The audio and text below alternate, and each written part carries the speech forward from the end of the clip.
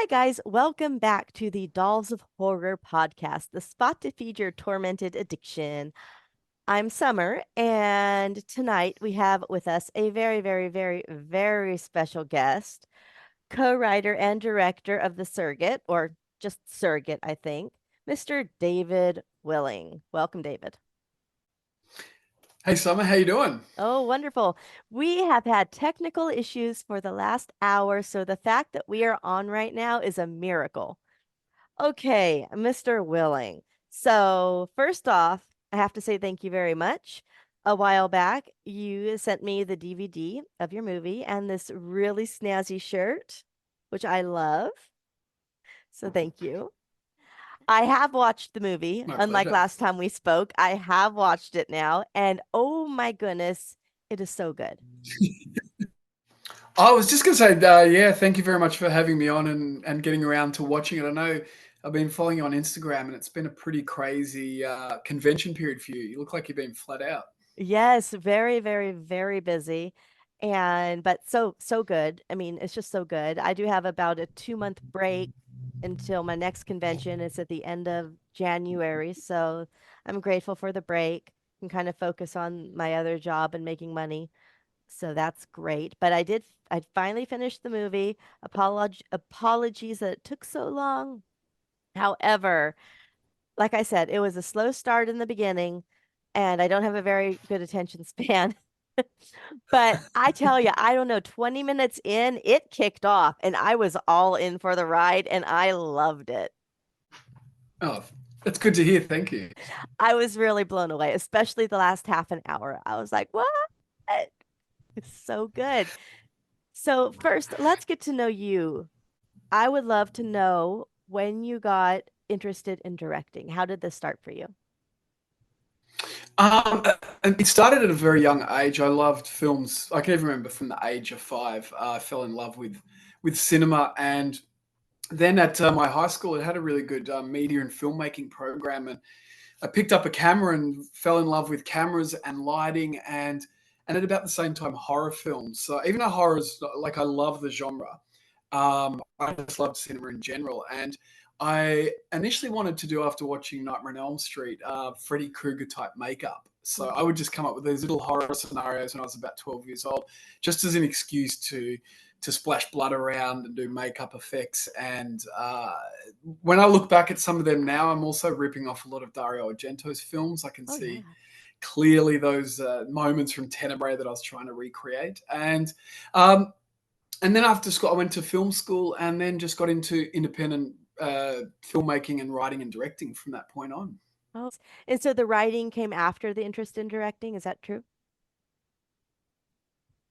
Yeah, I think it was. So initially, it started as cinematography and makeup and cameras, Mhm. and then I got into was more interested in directing, and then I learned to write. So I mean, even at high school and film school, you're always sort of writing your short films, but it was really when I got out of film school that I really started focusing on learning how to write screenplays better. And you've loved horror for quite a while. This is a really good, good one. It really kept me. And movies don't really keep me very often. I have a hard time paying attention to movies, and this one held me, which is a huge compliment. What what inspired this story?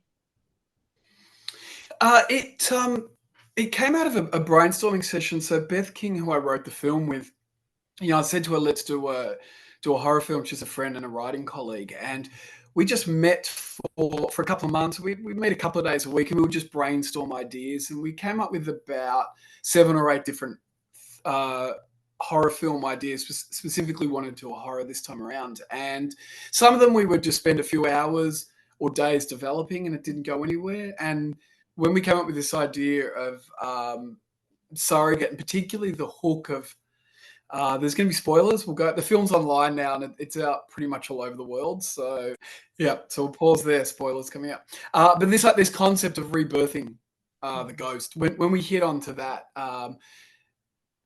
that's when we were like, oh, this really has some sort of some meat on the idea that we could pursue, and it tied in lots of different other ideas that we like. We both love true crime, Mhm. and all. all ghost stories essentially have a lay detective component to them. So the idea of tying in, a crime and a ghost story, and ultimately a good piece of storytelling. I don't know if you've seen. I think you might have talked about it on your podcast, Orphanage, the Spanish film. We have not, but I have seen some of it. Ah, okay, yeah. So that's just the same kind of thing, and the others with Nicole Kidman we love has Mhm. a very much has that story build at the start to hook you in with the characters. So that really encapsulated all the things we wanted to do. That idea. And it also reminded me a little bit of mainly the relationship with our ghost girl of The Ring. She reminded me a little bit Oh, of Samara. absolutely, yeah, And first you thought she was a good for guy, and sure. then, That was oh no, she's not. Oops. yeah, yeah, that was the fun of it. Yeah, the other thing is I love Japanese and Korean cinema, horror and their other genres, and certainly things like Ring and Grudge. I mean, when you have a look at almost all ghost horror films since Ring and Grudge came out, it's rare to watch one that doesn't have some kind of influence, Mhm. and also early career, sort of late 90s Korean stuff like Whispering Corridors and The Mhm. Wishing Stairs and films like that. Yeah. So I also need to say that your, font logo is so kick-ass. How cool is that? I mean, even if I didn't like the movie, I'd love the shirt. This is such a cool Okay. font. How did you guys design your poster and the titles? How did you do that? Yes, we had a few t-shirt designs at the start. When you said The Surrogate, the film originally was called The Surrogate. And if you see on-set photos, a lot of the cast and crew will be wearing the original t-shirt, which is what Mhm. you have, but the written Right. above it. But we released at about the same time was a rom-com called Surrogate, and they kept getting mixed up online. So obviously we didn't want that. The audiences don't cross too much from genres.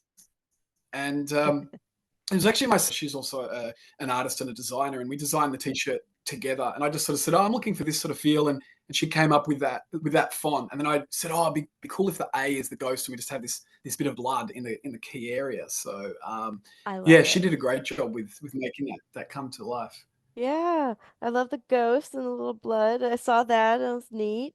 And there's another little. No, that's not blood. That's makeup. I was going to say, there's blood over here. That's my lipstick. Ha! It's the same shade. It fits. we did we did have this early t-shirt design. We didn't go with it, but because there's the theme of the song about little ducks, we had this idea of a tree and a duck in a noose sort of being hung at night with the moonlight behind it. And I love that design, but it just didn't quite work as well for the film as this one did. Right. And you have the poster right behind you. That's a beautiful poster. In the poster, if you guys haven't seen it, there's a stand-up mirror and the ghost is like pushing on it to like get out. It's really cool. How did you all pick the design of your poster?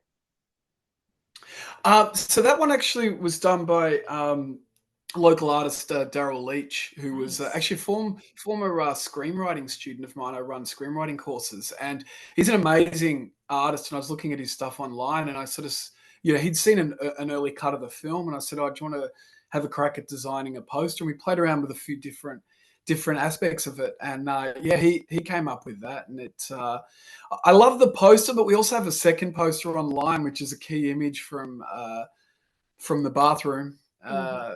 which we don't want to give away too many spoilers. And that became our second poster because one of the tough things is there's so many films online that you've got to have a poster that really grabs people straight away. And I think thematically this works beautifully, and it's a great piece of artwork.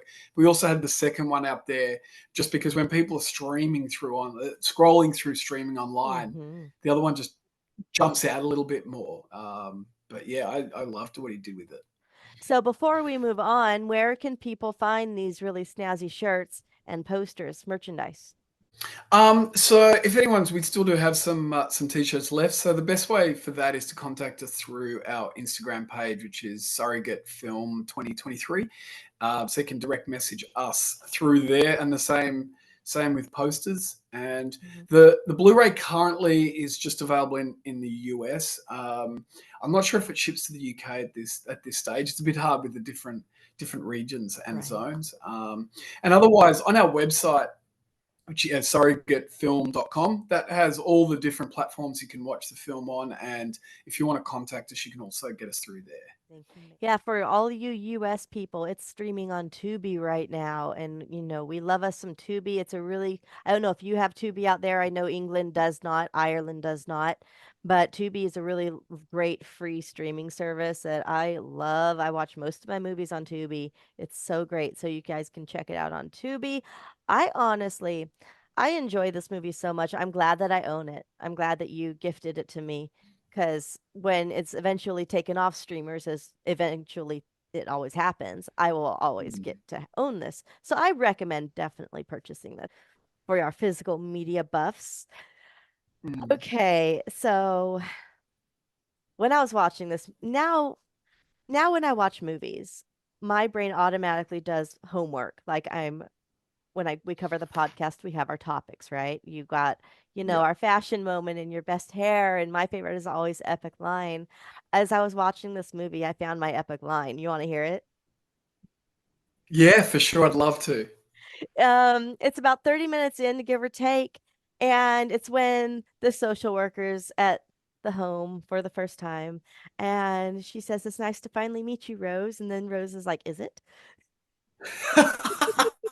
Yes, girl. I was like, "Yeah, girl, that's so something I would say."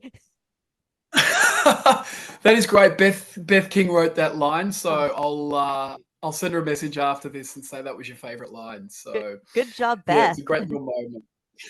Great moment. Now, your young cast, the children were so fantastic. How did they come to you? Were they auditions? Did you know them? Yeah, so they're all auditioned, and it was this moment of, it's all great when you're writing a script, and then I got into the first day of auditions, and I sent a message to Beth and I said, "How do we end up with 3 9-year-old girls in our script?" Because it's such a young age to find, people with experience, and it's the whole thing Yes. about don't work with children or animals. We've got 3 animals, sorry, 3 girls and 2 animals in the film, and I can say that was a pleasure working with them. The casting process, we just put a call out, and yeah, we just had them come in and run some scenes, and a few of them have been associated with other producers on the film. So Ellie Tevelis, who ended up playing the ghost, she actually auditioned for the lead role as well, and as Ava. The good bit is because they're all the same age, we could try them in the different roles at auditions to see Yeah. which of a fit they would be, and so yeah, she was on the first day of auditions, and I was like, great, I'll be able to slot her into a role, and she ultimately wanted to play the ghost because she liked that, a bit more devilish character to her, which was fun. And That's amazing. the final piece of the puzzle was finding Ava, because it was such a demanding role with that key seance scene. Mm. She's really got to hold these peaks and flows and drive in a 7-minute scene. And Harris Fazlick, who was one of the producers, we were hunting around, and he said, "Oh, there's this little actress in a short film I did recently, and she's great. Do you want to try her out?" And she sent me a self tape, and it blew me away. So I'm like, we have to get her in, and she was incredible. Yeah, and then Taysha Furugia, who played Rose, which also was a really demanding role. She had a lot of very big scenes for a 9-year-old actress, and she sent me a self tape, and I really liked that, and we got her in as well. So despite my concerns, it was a pleasure working and directing with them. All of them were so amazing. So, I mean, I cannot wait to see what they do in the future. They were great. So, is it Kesty Morassi? Is that how you say her name? The woman who plays Natalie? Yes, yes, Kesty. Oh, Thanks. Yeah, it is. It is. Getting the cast right is always tough. And back what you're saying on children, it's also audiences have very, very strong opinions on child actors often. mhm. Some people really like them, and some people automatically don't like watching children in film. But yeah, so I think they did a great job. And Kesty was it was a really interesting one because she's most well known for Wolf Creek. I mean, she's the woman on the poster in the middle of the road covered in blood. And um, yeah, and some people don't recognize that. It's really interesting. That's sort of nearly, it's almost 23 years ago, 24 years ago that Yes. film was made. And she wanted to do another horror. And it's so interesting seeing the last one as a woman in a, playing a character in her early 20s. And now she's playing a mother who's meant to be early 40s. And yeah, it's a pretty special performance considering she's in all but about two scenes, I think, in the film. That's great.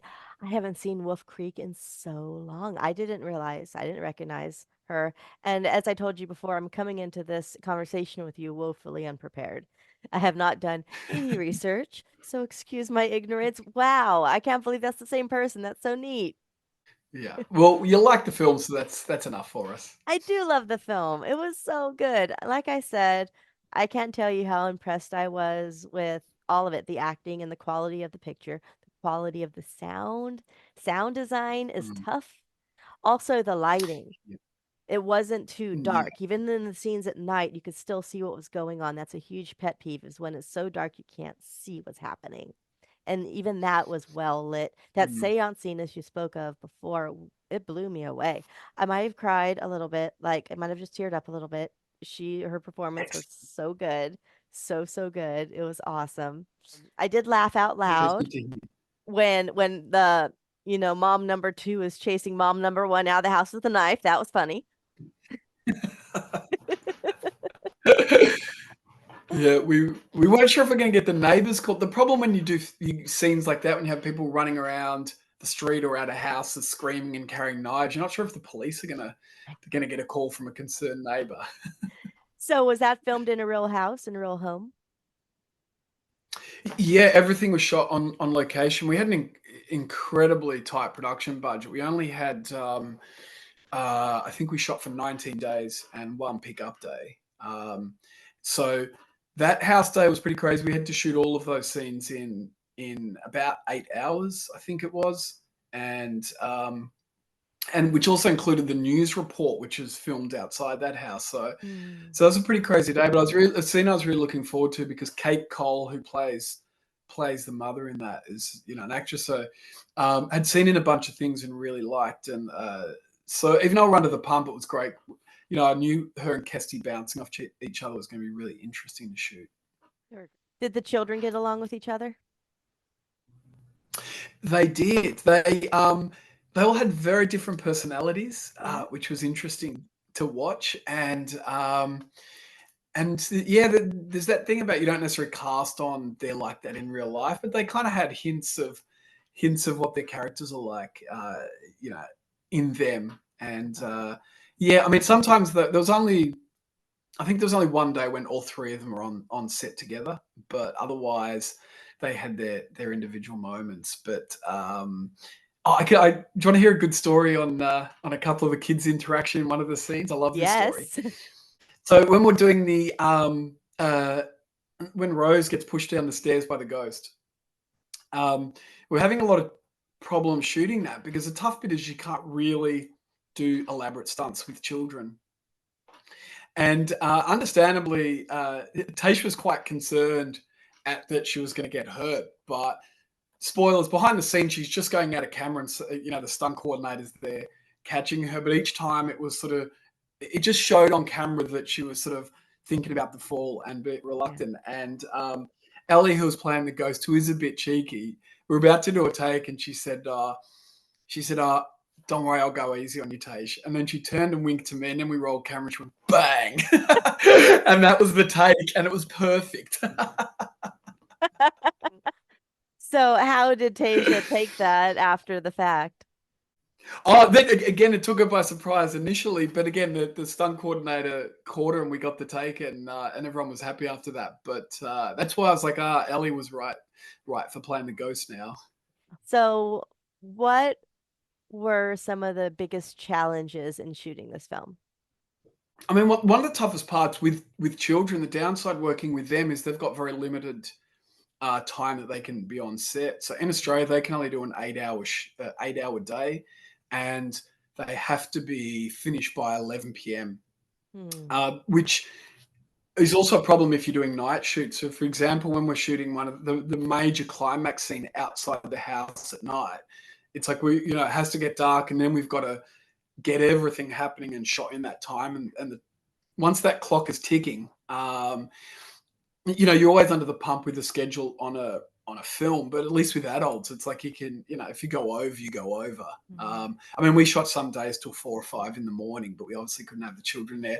So that was probably the toughest part, balancing that out. And the adult actors were really good with working with the kids, and I thought they bounced off each other well in the scenes. But the other concern, well, not that we had it, is that they might burn out across the day, because even 8 hours is a long working day for, they were 9 and 10 at the time. Hmm. Um, That's a long working day and for some adults. I mean, it's tough sometimes. So when you get to about that 6 hour mark, you're like, I'm tired. that is so true. Yeah, so I think the other bit that's tough is just like any film is fighting against a schedule, and with such a tight time frame to shoot the film in. Some days we were shooting 3 major scenes Mhm. in a day, so it's a lot to kind of get. Shooting a small scene or one major scene a day isn't too bad, but when we had to do multiple, so it was really like get that scene done, and then we're on to the next thing, and then reset for that. But I think that kind of brings a good energy to the film as well. Yeah, you don't have time to just sit around. You got to get things done. I love that. Yeah, and also then it becomes a financial imperative. Every extra day is costing money, especially when you're on an indie film. And Yeah. probably, I mean, the other problem with the tight schedule that we had, and it's on YouTube. There's a documentary on the making of called "Birthing Nightmares: The Making of Surrogate," and you'll see a section in that on the last night we were shooting. The very last night was actually the petrol station scenes at the start of the film with Mad Margot, and it hit a point where the sun just came up and we're doing night scenes, and it was like, we're done. We're done for the night, but it's like, this is the last day shooting, and I don't have all the shots for the scene. So it was very anticlimactic, and that's the stress of a schedule like that, and when you're shooting nights. So yeah, we had to 4 months later go back up and just get a few extra shots to make the Hmm. scene work. So yeah, that's when it's kind of like the tight schedule. Normally scenes like that you probably shoot across 2 nights. Yeah. What was the most challenging scene to shoot? Um, the most challenging. That's a good question. Probably all the stuff in the hospital. When when Natalie first wakes up in the morning after she's bled out and collapsed, we actually shot all of the hospital scenes in 2 days. That's including the morgue and all those other locations. And that scene when Jane Badler and Brett Cousins were playing the doctor and the social worker, and they come in and it turns out that it's essentially an interrogation Hmm. of Natalie. Scene like that, we're just under the pump for time, and it was really crucial where they were hitting their marks, and just also the rhythm of how that scene was playing out. And we had to get quite a lot of angles, so they had to kind of keep matching it. And it doesn't seem like it's that difficult because it works well in the edit, but at the time shooting it, that was harder than, say, some of the more physical components. And I guess the other bit that was the most difficult as well. It's just anything that had the sort of the little bit stunt. They're not big stunts in the film, but they were either with the older or much younger actresses. And yeah, that really kind of hurts your brain on how to make that work, because it's not you don't have an actor who's a 35-year-old male that you can just bring in a stunt double who can backflip downstairs or do Hmm. whatever you need. And so yeah, those one probably those scenes. Yeah. And what was your favorite scene to shoot? Definitely well, there's two. The seance, obviously, because I know I was very happy with how that was on paper, and everyone who read the script, that was the scene that they were all like, "Wow, this seance is incredible." And we also had the most time to shoot that, so we actually had a full day to shoot that scene. So I think we had might have been 12 to 15 hours. So it was nice to be able to really have that time to Hmm. shoot it. And the scenes either side of that we did on another day. And probably the other one was the climax scene out on the street with Natalie and her daughter. Mm. And that was because we had to shoot that on the third day, and we'd already had a huge day of shooting. We'd already shot a few scenes, and I just wasn't sure if that was the emotion was going to work in that kind of giving away moment. And Tasha, we'd filmed the day before that one of the other scenes where she meant to be crying, and she just wasn't as comfortable at getting that emotional in front of the small crew, and so I was kind of worried that she wasn't going to get to that level. And so on the night, I just said to to Kirsty, I just said, once I sit you two down, I just want you to lock eyes. Don't rush into the scene. Just lock eyes and engage. I'm going to roll, and when you two are ready, go for it. And Kirsty burst into tears, and Tasha just exploded. And it was this crazy hour and a half of trying to keep them at this emotional crying level while we're shooting and blocking. There's cars flying around and all this stuff, but it was one of those really special moments on set when that because I really wanted that emotion to work. And it did. I mean, I may or may not have got a little misty also during that saying goodbye scene. I was, you know, Excellent. this movie has such an unhappy ending. Like it made me so sad. I was because we're used to movies in America. Everything's going to end up Mm. okay in the end. And in these Australian horror Mm. movies, that's not really the case very often at all. I've noticed this is an Aussie thing. I've one of my favorites, okay? It's really old, late 70s, early 80s. It's called Allison's Birthday. And Oh, yes. I haven't yeah, watched that for years. I Yeah. love it so much. I always have. But one of the bummers about it, the first time I saw it, I was 14 maybe, right? First, Mm. the bummer about it was like, oh no, that's very sad. That's a very unhappy ending. And then when I started watching more Australian horror, I realized that this is pretty common for you folks. Yeah, I wonder what that is because everyone thinks it's so hot down here that we've got sunny dispositions, but clearly not. Well, I have a lot of Australian friends, and they are very sunny and happy and lovely, lovely, lovely people. But maybe that's why the horror works so well because you can go to that place that you're not naturally.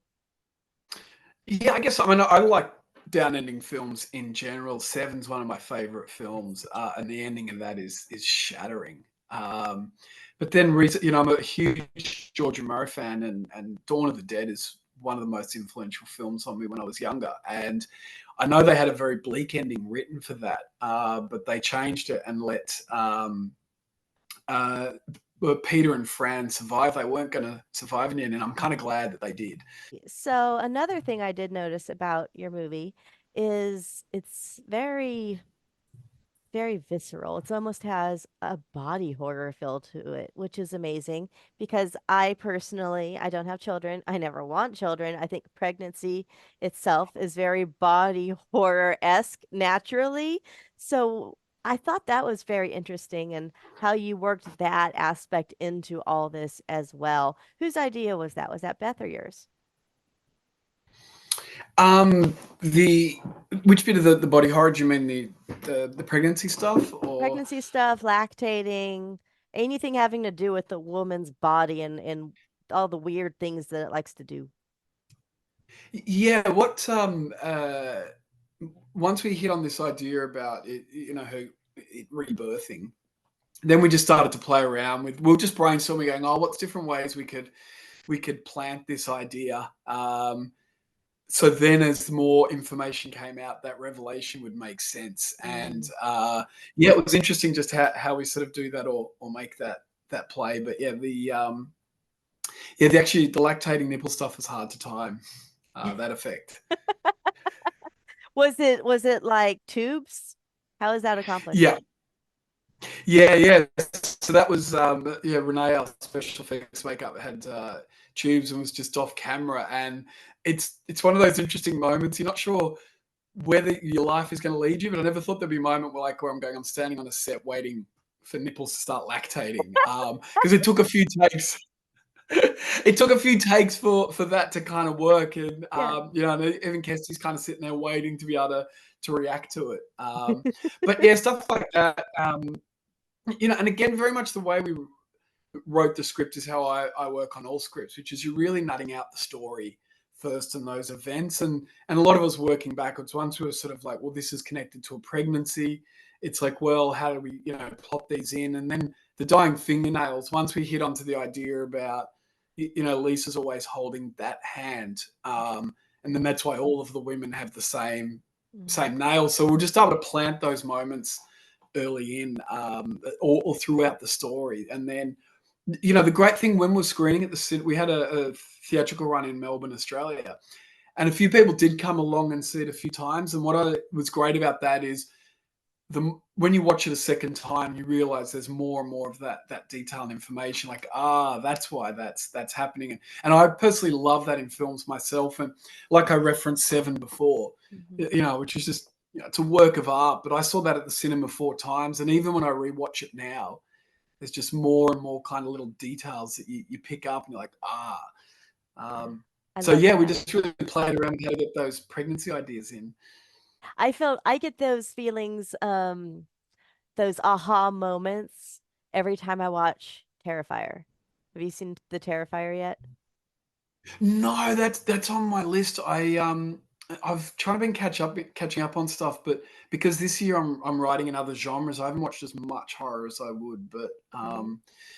I will do that now. You must. You must do it. I've loved Terrifier 1 for quite a while. It's a lovely 80-minute runtime, but every time I watch it, I see new things. Terrifier 2 is a Mm. much longer movie. It's almost 2.5 hours. Not good for my I heard attention span, I tell you what. Um, but Mm. but now every time I watch Terrifier Part 2, I pick up more and more, and I also pick up more and more things that it's alluding to from Part 1. It's so interesting. It's so, so interesting. Oh, yeah, I love when that happens. Yeah, you got to watch Terrifier 1. There's a twist at the end or somewhere. Mm. And if you say you saw that coming, you're a fucking liar. I can't wait till you see it. You have to watch it and then report back to me. I'll do that. I've got homework now. Excellent. Yes, you do. I always give people homework. No, and some of my very, very good friends live in Melbourne as well.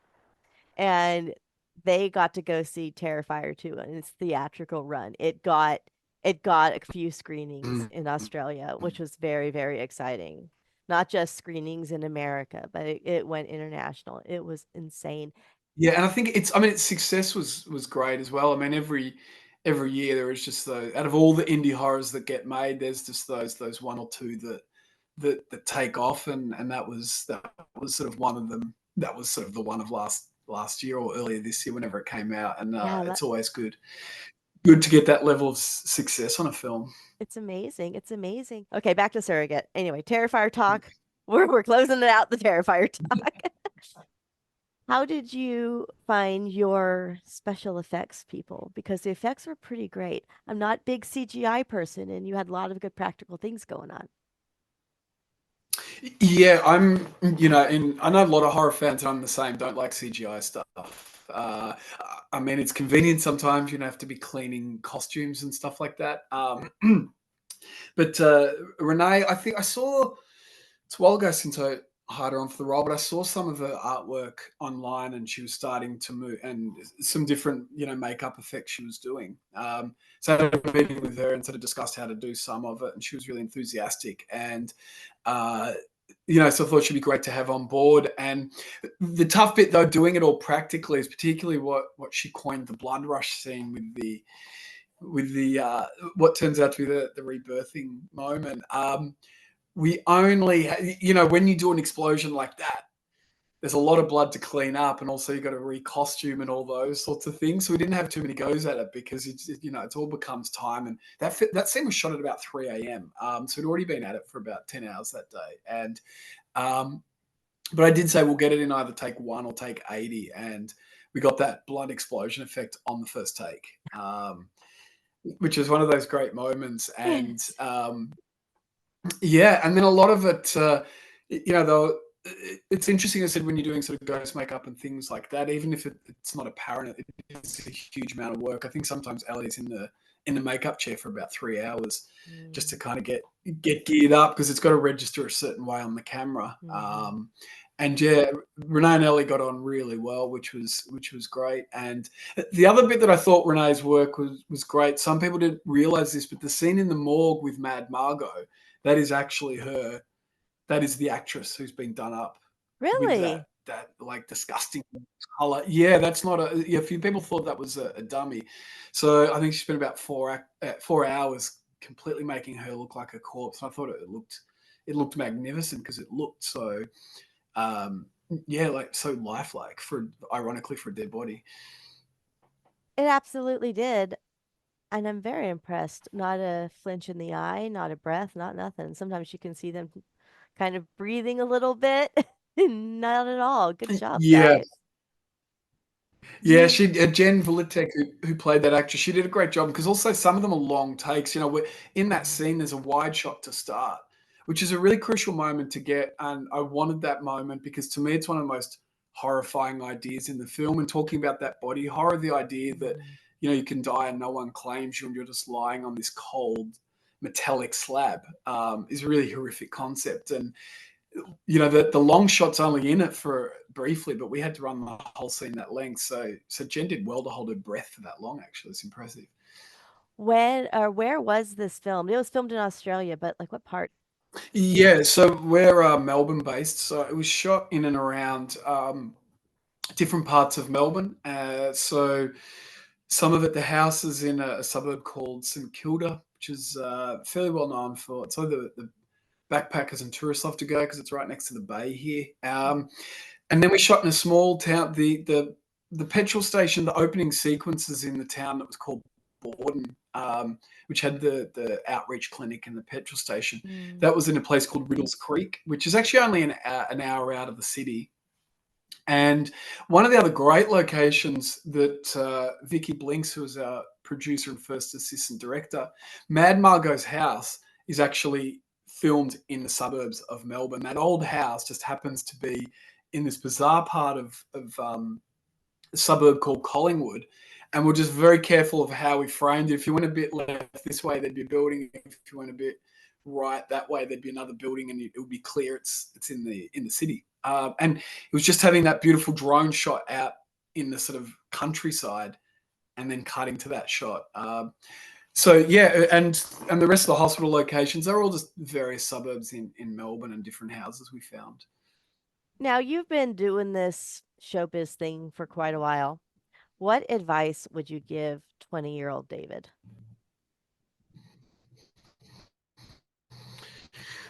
Oh wow. Oh, thing is 20-year-old David, there wasn't really much digital technology, so I just said, hold out, life will get cheaper to make films down the track. So my film school film was shot on 16 millimeter, which is great. I and loved shooting and editing on 16 millimeter is great. Sitting there in the old Steenbeck and cutting and slicing it together is one of those very romantic parts of filmmaking. And what it did teach me as well is because when you're a film student, you don't have much money, and when you hit roll on that camera, that sound is just money going. um, and so what it's taught me when digital came along was, when we're under the pump, how to get a scene in a couple of shots or a couple of takes, Mhm. because you don't just do 4, 5, 6 takes and 8 angles when you're shooting film. But on Right. digital, you can just keep rolling. Um, but in terms of advice, um,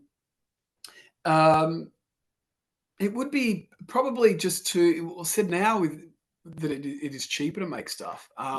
Would be just to get that feature film going earlier, Mhm.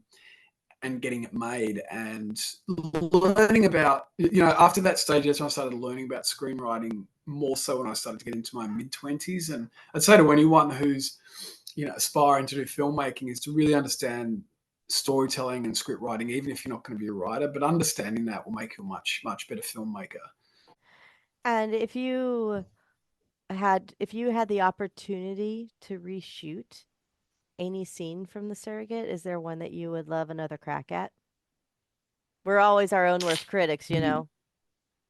Yeah, yeah, that's true. It's a little while since I've watched the film because by the time it finished its theatrical run between post production and that, I've seen it probably 100 times or Oh more. yeah. I would, yeah, like I said, we're very much under the pump when Natalie turns up at Janet Bayer's house when Mm. she's starting to unravel this mystery. And though I'm happy with how it worked out, I would have loved. I just would have loved a couple more hours to sort of play around with some aspects. I really like it. It's very Hitchcockian, the scene of this. She's creeping around a house, and then the audience becomes aware that the woman knows she's creeping around. And considering the time we had, but yeah, that's one I'd love to get back in and shoot some more of. Just to play around with some different moments. So yeah, I should Mm. I should ask you what were you going to say? Well, one more goofy question that was brought up to me in a panel, and I think it's just such a fun question. If your Mhm. directing career had a theme song, what would it be? I love it. It's a great question. Wow, that is a curveball. I'm using that question all the time now. It's so awesome. Well, I've been writing a war film this year, and I'm obsessed with apocalypse now, and I've been listening to a lot of the Doors. So maybe I would say "This Is the End," but only because Francis Ford Coppola put that at the start of the film. So I'm hoping it's just the start in a weird Amazing. way. So great. What were you going to ask me? That is a very interesting question. Because I know listening to your podcast, you do like talking about favorite bits of fashion or props. I was interested if there's a costume or something and a prop that jumped out at you in the film. So to be perfectly honest, I wasn't paying that much attention. Like visually, I was like doing dishes and stuff and like looking over while I was Mhm. watching it. So I wasn't fully immersed. Normally, by the time I pick a fashion or a prop, I've seen it several times in the course of a week for my homework. Of But course, just yeah. thinking of it right now, I would say prop I want to own, probably the knife that she chases her Mhm. outside with. That's fun. Um, fashion? Hmm. That's a tough one. I'm gonna have to get back to you on that. I did kind of like was it the uncle? Yeah, yeah. Um, I liked his get up in that scene where they're sitting on the porch stoop and he's saying that she asked if she could come stay with me. I thought that was very handsome. So, Ah, interesting. Okay, but it's a these different are just my perspective. memories from Yeah. watching it quite a while ago. If I was to actively do homework, I'm sure I could come up with something way better. Yeah, yeah. No, again, they were interesting because that's what I, enjoyed, listening to your podcast and, particularly the stuff on Dario Argento because I Mm. was such a fan of his. And I did like that angle because when you would talk about props or costumes, I'm straight away like, oh, I recognized all of them, but they're not. When I first watched Tenebrae, I wasn't looking at the costumes too heavily, so it was such an interesting little angle. But so I thought you might have gone for Ava's pink dress during the séance because that Well, see, I pops in may, the when I scenes. go back and do homework on Yeah. this, these are going to change. Promise you they're going to change. But right now, without having doing homework, and it's been like at least a month since I've seen it, um, that's all I can Yeah. come up with. What's your That's it's your movie, so you probably own everything, but what's your prop you wanted to own? If you could pick one thing to take home with you. well, I actually still have the two mirrors and the chairs from the séance. So I kept those because they did a beautiful job. Uh, Once we found them, I just get endless photos from Bianca, who was our production designer, did an incredible job. And she just did all these different thrift shops going, this chair or this chair. And by the end, I had hundreds of chairs and mirrors in my phone. And like when we hit on them, and they really roughed them up to make them look old. But yeah, I kept those because I was like, I'd like to perhaps bring them back into another film somehow. We talked Yeah, about maybe doing a side story following Ava the medium and her father. Um, that would be awesome. so I would love that. yeah, we've just been trying to work out how to. what direction to sort of take with that. But yeah, I mean, they were, I just kept them because you never know. Actually, they're sitting in my sister's garage. So I always imagine that maybe at night some different spectre is going to come through into my sister's house now. Possibly. You know, if you have listened to our show a lot, you would know that I like props that are like set decor. Like I have a thing for clocks. I always pick a clock at some Yep, point, right? Or a yep. lamp, a end table, a dresser. So, I might actually pick those mirrors or the chair because I that seems to be my theme. Or a sign. I love signs. So if there's a prominent sign, a gas station sign, I might go for that. Let's see here. I love paper product props such as Okay, yeah. maps, photographs. I always love to toy with the idea of, oh, the Ava's dad's business card. That's a good one. Ah, yes. I love business card props. Like I love business cards. So I own a replica of Patrick Bateman's American Psycho business card. Oh, that's the famous one, isn't it? Yes. So I own that. I'm going to get the Elite Hunting Club from Hostel's business card. I found a, a vendor that makes them and they're really pretty. And I'm actually hiring someone to make a replica of, I don't know if you've seen the movie from 1996, The Dentist, with Corbin Burnson in it. Oh, I don't know if Anyway, I've seen that one. yeah, it has a very young Mark Ruffalo in it, right? And he has a business card and he hands it. Okay. So I want the business card. If he ever does like a Comic-Con, I'm going to have him sign it. I'm actually talking to someone about custom making this card. So I'll probably, Oh, wow, I that'd be changed my cool. mind. I'm going for the business card. Okay. I love it so much. The interesting thing with that business card, which was a complete accident, and I didn't even realize it until Matthew Crosby, who played Malcolm, the father, their surname was Akkad, Akkard. And when I'd Mhm. gave it to him on set, or the production designer, he thought it was a pun of Akkad. But I was like, hadn't even realized that until you pointed it out. So yeah. He was also very good. What was his background? So he had done a lot of television and a bit of cinema, and I was just hunting around looking at show reels of actors, and I saw his, and he's got a incredible voice. There's a sort of timbre or quality to it that I really liked, and a cool story about him when we auditioned him for the role. We're in this place that we were doing auditions at the time. It was a band room, so there was no windows, no light coming in, so the door was shut. And the first time he's just running the scene, just sort of, kind of talking it through, Mhm. warming up. And when he says, the bit about this is the good mirror, and then he says, oh, and this is the bad mirror, and the lights cut out in the entire building. And we're plunged into darkness. And I've actually got it on camera. I've still got his audition. I might put it out online at some point. And at this moment, and we just kind of freaked out. There was myself and one of the casting directors, and Matthew actually just opened the door and left for a moment. And it was incredibly freaky and fortuitous. So that kind of, I really liked his performance, but that moment sort of it was meant to be that he was going to be in that role. He was great. Does he have a theatrical background as well? Yeah, so he does theatre like a lot of actors. They're doing a lot of theatre, and he's done a bunch of TV roles in Australia. But like, unfortunately, like many actors, he should be, working a lot more. But there's just, there's a lot more actors than work out there. Yeah. But yeah, he's. I'm writing another film at the moment that I'd very much like to cast him in again. So, but yeah, he also writes. He's just finished a book, I believe. So I've got to read that too. Oh, okay. I'll check that out. I'll try to find it and purchase it. I'd love to read it.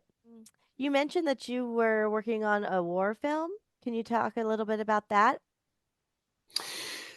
Yeah, I mean that's early days, so I need to be a little bit cryptic because it's Yeah. based on a true story, so I haven't got the copyright yet. But yeah, it's an Ah. Australian war film, and I love war films as well.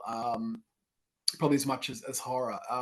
And this actually has sort of, I'm working in a body horror component to it as well. Not that it's a horror hybrid, Mhm. but essentially it's Australian soldiers were fighting in Malaysia and Singapore for a period against the Japanese, and there hasn't been a lot. There's been a few war films about that era, and there's obviously the TV series The Pacific because the Americans came in, and I think it was that's my history now. I can't remember exactly when they came in, but the Australians had been in there for a couple of years beforehand. Mhm. So it's sort of focusing on that part of the story. But you know what? The downside with war films is that they're not cheap to make. Yeah. So it's going to take that time to raise the money. But yeah, I very much want to work in some of that body horror element to it because war's pretty brutal in Yeah. that physical sense. So yeah, Are you finished writing it yet, or are you still working on it? I've only written a couple of drafts. So I've been writing all year, and I'm on essentially been working on 4 screenplays. And so this idea, because it's got a survivalist aspect as well, just combined a few things that I'm really interested in, and because it's based on true stories as well, that's why I've been doing a lot of research Mhm.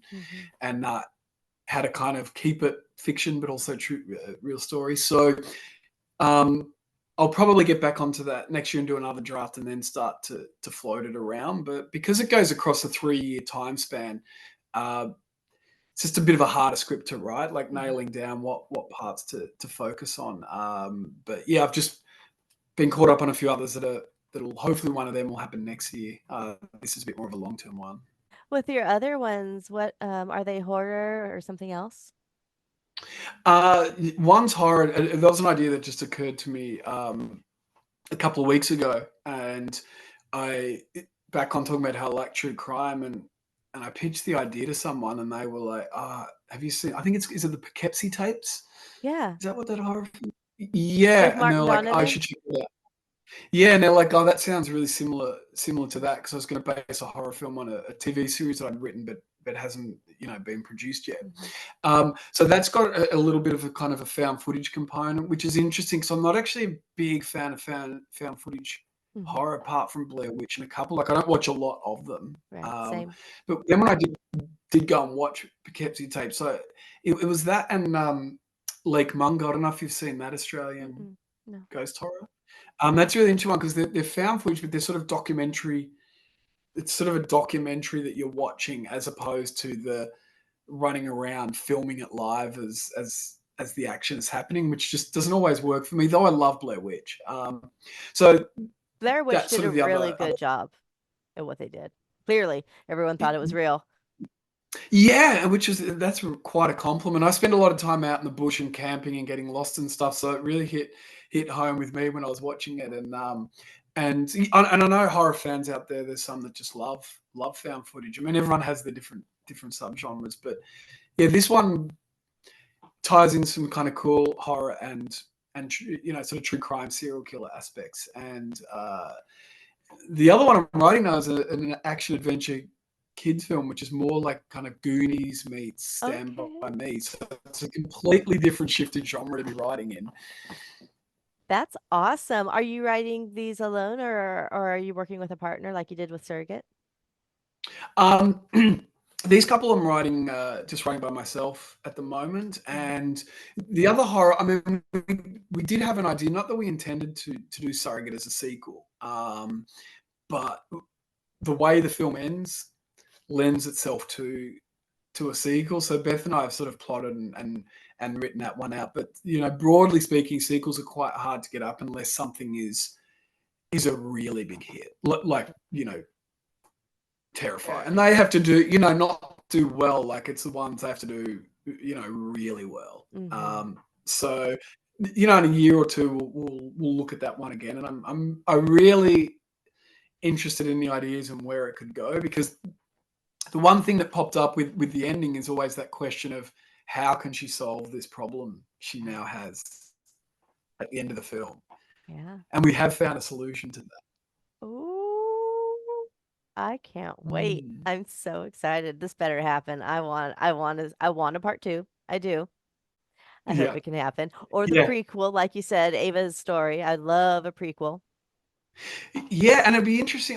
It's one I would like to do, but the other bit also comes into it from our point of view. We've been on the film, since the first idea, nearly 6 years now. So the other part is like just wanting to get into another world altogether, as opposed to Mm. if you go straight into the sequel, suddenly it might be 8 years of my life on just that story. So I'd love to get back to it, but I'm looking forward to something in between. So exciting. All right, couple more wrap-up questions for you. Is there something in the industry that you haven't done yet that you would like to? Um, No, it's more just the scripts I've got that I'd like to make. I guess I So spent a you're lot of time content with traveling in. writing, directing. You never wanted to like branch into acting or anything else? I'm a terrible. When you see me act, it's clear why I write and direct. I do have a couple of cameos in Surrogate. So Yeah. my voice is actually the dispatch caller when she calls the police about the bodies. Um, Oh, which, if you didn't recognize, Kirsty didn't pick it up until about the third time we were watching it in the cinema with yeah. an audience, and she leaned around and she's like, "Is that your voice?" And um, Beth, who I co-wrote, we're both in the. We had fun getting a photo of her and putting it in the missing persons website, um, and I'm in there as well. But no, I don't. No other kind of aspirational roles. Ideally, writing and directing's what I love doing, and I've trained in the others. If I'm doing a small film, I might be the cinematographer, but cinematographers I work with are far, far better at it than me. Yeah. And I really like working with other people. But Yeah. in terms of a project to set a war film would be great. And also, I've spent a lot of time in Ethiopia, and I went over there to try and make a film in 2014. So I've got quite a big film industry, but it's a very difficult country to film in politically. Mhm. But it's an incredible country. I've written a few scripts. I'd love to go over there one day and make one of them happen. That would be a dream project. Wow. And last but not least, I would love to know, David, what is your philosophy? Ooh. Um, wow, that's a very broad question. Could you narrow it a bit? Do you mean in films or in life or? Um, let's go with in life because I think Oh, the answers I get to this question apply to real people mm, jobs, film, and just generally existing. oh, that's really interesting. I've never had that on a podcast before. You're welcome. I mean, yeah, no, that's great. As if maybe we need another 3 hour philosophical podcast uh, to get into those things. I mean, um, I think if it's something like my approach to life is to, you know, take risks and work really hard and embrace those things that are scary. Mm, I guess that would be mhm, kind of because I love rock climbing as well. That lends into that kind of thing. And if don't fear discomfort. I think we have at the moment the modern world is very scared of discomfort, both mhm, physically and emotionally. And when you're making a film is very hard work. And I said I rock climb a lot, and climbing mountains and stuff like that is all can be hard or scary and exhausting. But I'd rather be doing that than sitting on a couch and being comfortable. I love that answer. That's a great answer, man. Thank you. Again, it applies to everything. It applies to anyone's job or personal life, romance. Got to get out of your comfort Yeah, zone to accomplish great things. Yep. absolutely. And but because I also work as a rock climbing guide, it's really interesting when I see, particularly because I work with high school kids, Mhm. uh, that they are scared, and I'm kind of like, that's part of it's safe, but that's kind of part of the fun, and it's pushing through that, and it is really cool when they are scared, but eventually then they can get themselves backwards over an edge or climb up a cliff, and yeah, it's a good metaphor for life, and yeah, and film's the same, and any filmmaker will say this. And if they don't, then they're not telling the truth. But the truth is, you've got no idea if your film's going to work. Like it's in here, but you truly don't know, and that's kind of the exhilarating, but also the scary part of it. At any point, like great filmmakers have made terrible films, but they've approached it in exactly the same fashion and that. And I remember seeing an interview with William Friedkin, who did The Exorcist, which is Mm. one of my favorite horrors, and for most people, it's their favorite, and it's a terrifying film. And he said when they were shooting, he said we had no idea. We thought people might just laugh at this. Like we had no idea it'd be this scary, and that's kind of the reality. And it's just you have to launch into that discomfort and see what comes from that. I love it. That is a perfect answer. Thank you, sir. Has anyone asked? Can I just ask? Has anyone asked you that question in return? Have you ever discussed it on any of your Uh, interviews or podcasts? And if no, not, no one I'm has. going to throw that. I'm going to throw that back at you now. Then. Okay. So I'm a really big musical nerd.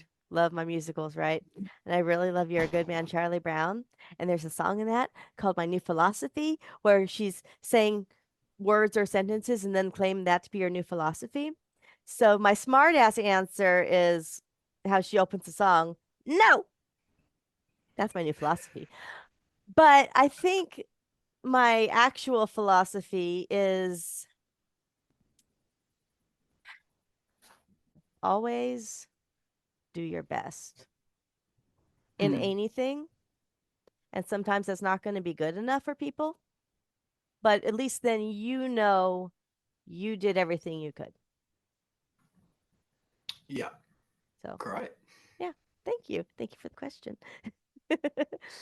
All right, that about wraps up our time. But guys, please go check out Surrogate any way you can. It really is worth your time. And y'all know I'm really, really, really picky and I rip movies apart and I'm very like stingy.